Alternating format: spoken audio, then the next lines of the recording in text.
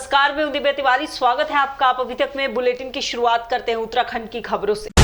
सितारगंज के कस्तूरबा गांधी आवासीय विद्यालय का 10वां वार्षिक उत्सव धूमधाम से मनाया गया। कोरोना महामारी के कारण वार्षिक उत्सव में भीड़ भाड़ से बचा गया। उत्तराखंड सरकार की कोरोना नियमावली को ध्यान में रखते हुए कार्यक्रम किए गए। आवासीय परिसर में रह रहे छात्राओं ने ही कार्यक्रम में प्रतिभाग किया। कार्यक्रम में मुख्य अतिथि उप शिक्षा अधिकारी सुषमा गौतम रही। वहीं विशिष्ट अतिथि प्रधान अध्यापिका बिमला पोखरिया रही। किक्षा में 26 मार्च भारत बंद के आह्वान पर किक्षा व्यापार मंडल और किसान मोर्चा के अधिकारियों ने बाजार में घूमकर व्यापारियों से समर्थन की बात की। व्यापारियों ने कुछ समय बाजार बंद कर संयुक्त किसान मोर्चा का समर्थन किया। वहीं बाजार में भी भारी पुलिस बल मौजूद रहे। किसान 4 महीने से विरोध जता रहे हैं, दिल्ली के बॉर्डर पर बैठे हैं। 25 नवंबर से आज 4 महीने पूरे हो गए और उस 4 महीने पूरे होने पर सरकार 22 जनवरी के बाद सरकार ने वार्ता भी नहीं की किसानों से। 22 जनवरी को वार्ता हुई थी और इसलिए हम अपना एक दबाव बनाने के लिए, देश के व्यापारियों को साथ लेने के लिए, और आज हम किच्छा में भी व्यापारियों को साथ लेकर किसानों के बाजार को बंद करवा रहे हैं कि ताकि ये सरकार पर दबाव पड़े और ये काले कानून वापिस हो और MSP पर खरीद की गारंटी बने। लाल कुआं होली पर्व को लेकर रेलवे सुरक्षा बल ने स्टेशन और ट्रेनों में सघन चेकिंग अभियान चलाकर यात्रा कर रहे यात्रियों को जागरूक किया।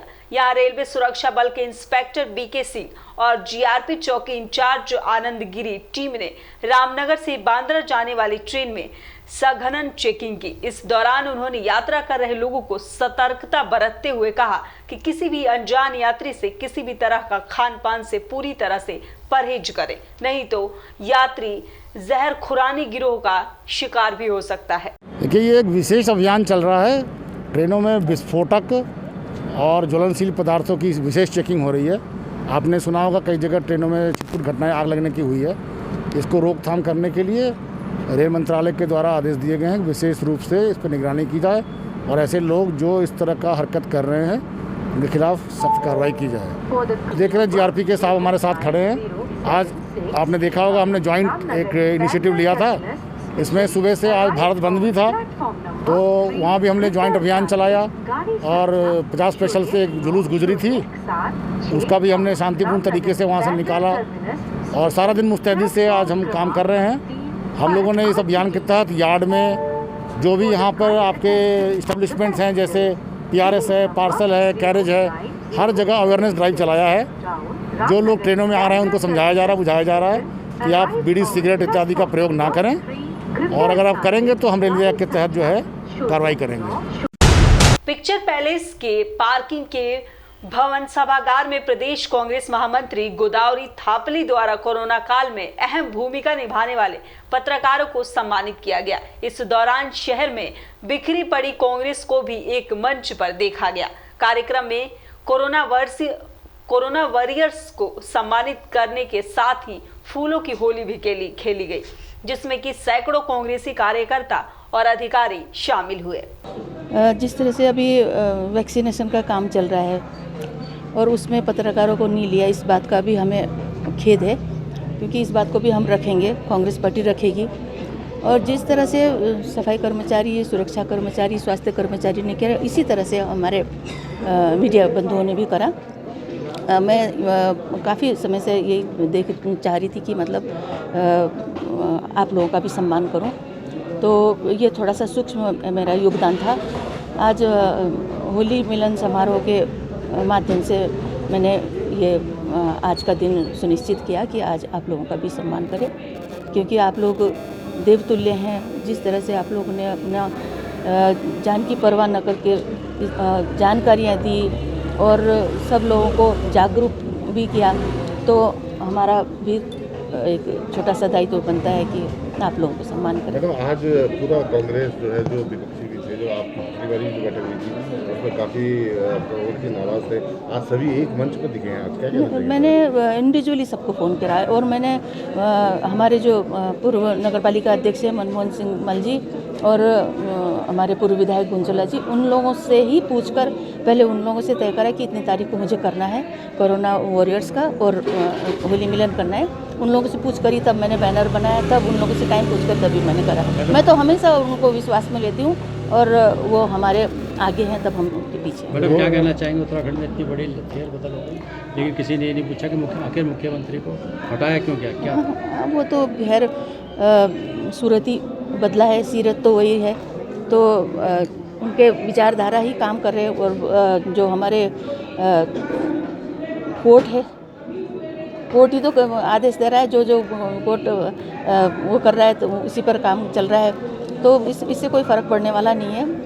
और बाकी सारे मंत्रिमंडल तो वही हैं, सिर्फ 3 बदले हैं। अब जब नेचुरली जब स्वाभाविक है मुख्यमंत्री बदले तो उन्होंने अपने रखने थे तो 3 ही रखे उन्होंने। कांग्रेस पार्टी इस समय जगह जगह जन आक्रोश रैली निकाल रही है और सरकार के खिलाफ काफ़ी वैसा रवैया अपनाए हुए, तो क्या लगता है आपको कि 2022 में कांग्रेस की सरकार आएगी? बिल्कुल आएगी, क्योंकि देखिए अब तो 5 दिन भी नहीं हुए थे उन्होंने इस तरह से बयान दिए कि उन्होंने बिल्कुल अपने गरिमा को भी मतलब तार कर दिया। तो इस तरह से महिलाओं का देश के राष्ट्र के निर्माण के लिए और हमारे राज्य निर्माण के लिए कितना बड़ा योगदान है और उन्होंने इस तरह से महिलाओं के प्रति, वैसे तो त्रिवेंद्र रावत जी ने भी पहले कम नहीं करा, तो बात एक ही है, कोई ऐसी बात नहीं। आप भी टिकट की दावेदारी में मसूरी विधानसभा से, आपके पास कोटद्वार का भी प्रभार है, तो किस तरीके से देखेंगे आप ये दोनों चीज़ें? कोटद्वार पौड़ी जिले का प्रभार है, पहले भी मुझे हरिद्वार जिले का बनाया था, तो हम लोगों को हमने तो क्योंकि पूरे उत्तराखंड में लाना है ना सरकार, तो इसलिए दायित्व दिया है, उसको निर्वहन कर रहे हैं हम लोग। और टिकट की दावेदारी बिल्कुल प्रबल दावेदार हूँ, लेकिन हमने सभी अपने आपकी चुनौती भी है, किस तरीके से बनना है? बिल्कुल वो तो साफ है, क्योंकि पहले जो हमने 112 करोड़ के काम करे हमारे पूर्ववर्ती सरकार में, उस सभी चुनाव में हम भी हारे थे, लेकिन हार कर भी हमने काम करा। लेकिन उनको तो उनका तीसरा कार्यकाल चल रहा है विधायक जी का, उनका आप देखिए धरातल में कुछ भी नहीं है, तो इसलिए चुनौती तो क्या, हम बिल्कुल पूरा स्पष्ट बहुमत से हम सरकार बनाएंगे। 2022 के चुनाव किसी चेहरे के ऊपर लड़ने की बात चल रही है, क्या कहना चाहिए? ये हाई कमान का मामला है, लेकिन हम लोगों ने अपने कार्यकर्ताओं को जहाँ भी जनसभा होती है हम लोगों ने यही कहा है कि आप लोग ये मत सोचिए कि मुख्यमंत्री किसने बनना है, कुछ अपने अपने क्षेत्र में काम करिए और कांग्रेस की सरकार लाइए। भारत में किसान आंदोलन का चेहरा राकेश टिकैत आज पछवादुन के विकास नगर के हरबटपुर में एक किसान रैली को संबोधित करने पहुंचे, जहां पर संयुक्त किसान मोर्चा द्वारा बुलाई गई किसान महापंचायत में किसानों का हुजूम कुछ खास देखने को नहीं मिला। हालांकि इस आंदोलन के प्रमुख चेहरे रहे राकेश टिकैत ने मोदी सरकार द्वारा पारित तीनों किसानों बिलों को आज भी काला कानून कहा। कम पे कोई इनकी फसल नहीं बिकेगी।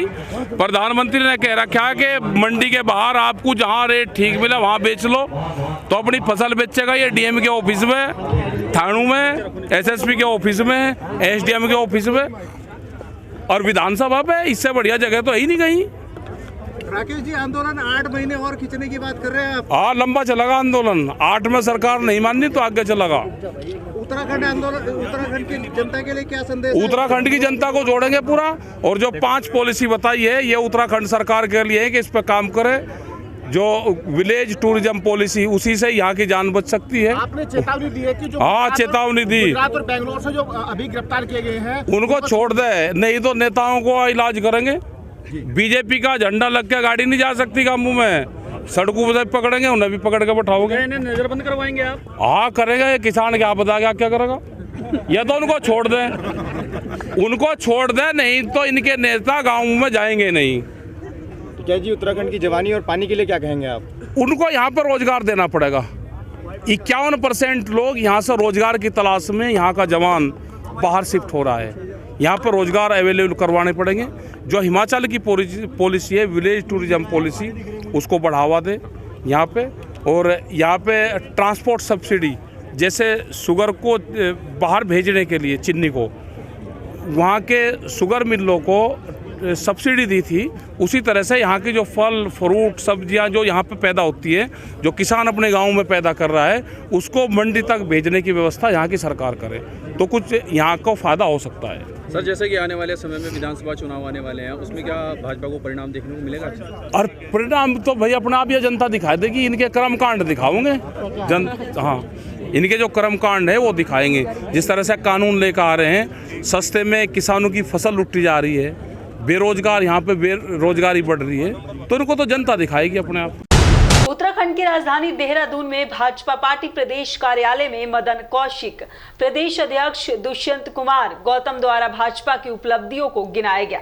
उन्होंने कहा कि कोविड-19 के दौरान जो भी मुकदमे करे गए थे उन सभी मुकदमों को वापस ले लिया गया है। विकास नगर प्राधिकरण को भी 2016 की स्थिति में वापस लाया गया है। भारतीय जनता पार्टी के कार्यकर्ता है मोदी जी, आप उनको विदेशी क्यों समझ रहे हैं? नहीं, विदेशी नहीं समझ रहे। आपने सर ये कहा कि उनका ग्राफ लगातार बढ़ा है, इसका मतलब कि जो यहाँ प्रदेश में लगातार बढ़ रहा है। देखो, उसको उदाहरण मैं दे रहा हूँ आपको। हमने जो मुख्यमंत्री बने हैं वो सांसद हैं, और हमने उनको मुख्यमंत्री बनाकर 2 चुनावों की चुनौती स्वीकार की है। ये हमारी पावर भी है और कार्यकर्ता का दम भी है और जनता का प्यार भी है। सर, पूर्व सीएम के जो कार्यकाल है वो भी गिनवाए जाएंगे चुनाव? बिल्कुल गिनवाएंगे। अब तो कब भी गिनवा रहे हैं भाई, अब भी गिनवा रहे हैं। फैसले तो सारे पलट दिए सर, पूर्व मुख्यमंत्री के जो थे वो फैसले आते ही सारे पलट दिए होंगे। देखिए, भारतीय जनता पार्टी की यही खासियत है, ये जड़ बुद्धि नहीं है।